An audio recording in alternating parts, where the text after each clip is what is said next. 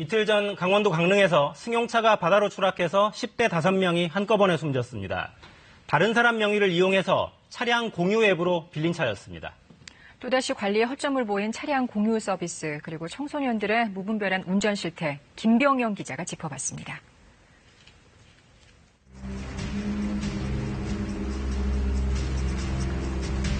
이틀 전 강원도 강릉의 한 해안도로.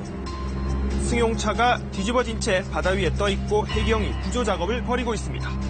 차가 발견된 건 오전 6시 반쯤. 너무 많은 길이었거든, 우리가. 그러다가 가드레인이 없어가지고 이거 왜 이렇게 차고 보니까 차가 빠져있어가지고 우리 같이 타는 그 일행 중에 한 사람이 신고됐거든. 가드레인이 뻥 뚫혀있는 거야. 그거 사고 냈구나 하고 딱 보니 차가 뒤집혀가지고 타이어가 하늘 보고 있는 거야.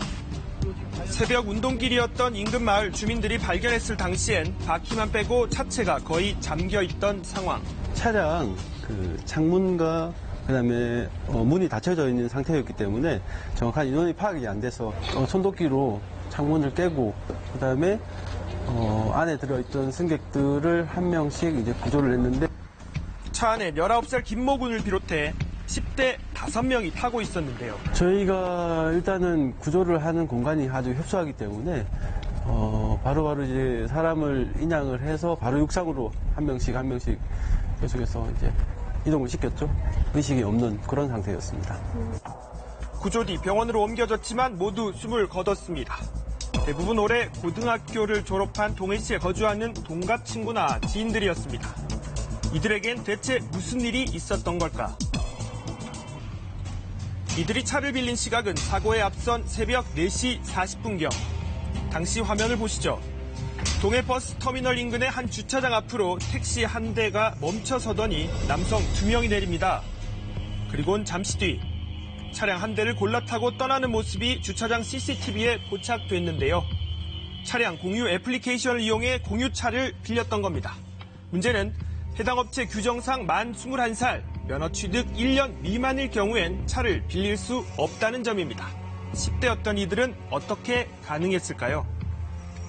렌탈 요건이 안 되니까 다른 사람 명의로, 아는 형님의 명의로 이렇게 대여해서 대여한 겁니다. 그렇게 빌린 운전면허증으로 차를 대여한 이들은 망상해수욕장에 잠시 머문 뒤 해안도로를 달리다 바다에 추락한 것으로 보입니다. 커브길인데 핸들을 못 틀었으니까 운전 미숙으로 봐야지. 그리고 운전면허를 취득한 지가 얼마 안 돼요. 블랙박스 확인 결과 사고 발생 시각은 오전 5시 20분. 차를 빌린 지 불과 40여 분 만이었습니다.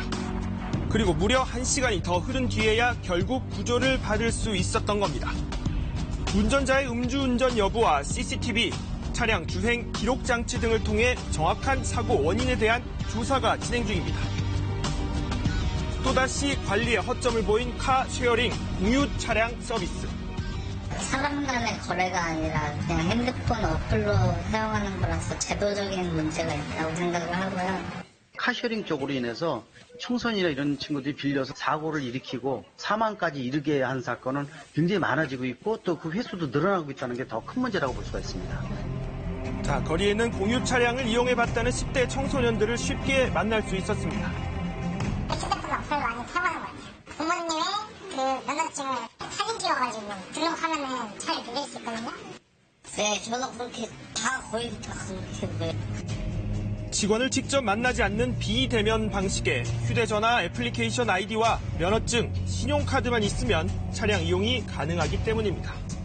MTB나 택시보다 덜 내고 올라갈 때 편해요. 이 오토바이는 이제 막 추울 때는 막 바람 맞고 이러면 죽잖아요. 근데 차는 이제 가만히 가면 되잖아요. 유튜브나 그런 데 보면 막 자동차 막 멋지게 운전하는 거 아니니까 나이는 안 돼도 하고 싶으니까 흔들리려고 차 렌트해가지고 흔들려 보이는데 차 타고 막 고속도로 막 달리고 같이. 서비스 자체의 허점과 별도로 운전대를 쉽게 잡고 있는 청소년들이 늘고 있다는 것도 짚어볼 문제입니다. 미성년자인지 아닌지 확인을 해야 되잖아요.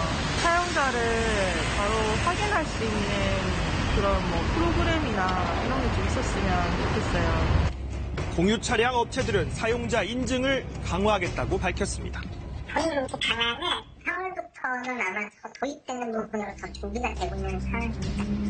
여러 방법이 제시되는 가운데 제도 보완만이 능사가 아니라는 지적도 나옵니다. 선진국에서는 역시 비대면의 특성이 있지만 사고가 거의 없는 이유가 어릴 때부터 이 안전교육이라든지 윤리적인 부분들을 굉장히 강화를 하는데 우리나라 같은 데는 자동차 관련 교육이나 안전교육이 전혀 없는 상태이기 때문에 또 하루반이면 따는 나라니까 세계에서 가장 낙후되어 있거든요. 그러다 보니까 지금 나오는 일탈에 대한 것들을 제도적으로만 막을 생각만 하니까 답이 없는 거거든요.